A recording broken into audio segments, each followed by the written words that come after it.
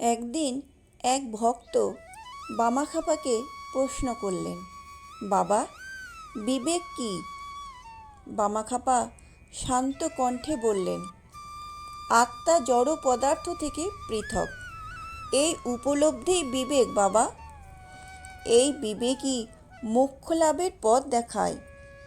ভক্ত আবার বামাখ্যাপাকে জিজ্ঞাসা করলেন, বাবা, বিবেক আর বৈরাগ্যই কি মোক্ষের মূল চাবিকাঠি?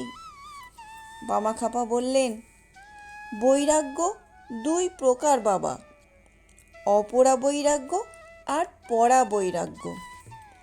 যে চিত্তে ইহজগতের ও পরজগতের ভোগের তৃষ্ণা নিভে যায়, সেটাই অপরা বৈরাগ্য। আর গুণময়ী প্রকৃতির প্রতি কোনো অভিলাষা না থাকায় পরা বৈরাগ্য। বামাখ্যাপা বলতেন, জপ করো, মাকে স্মরণ করো, তাহলেই মুক্তি মিলবে।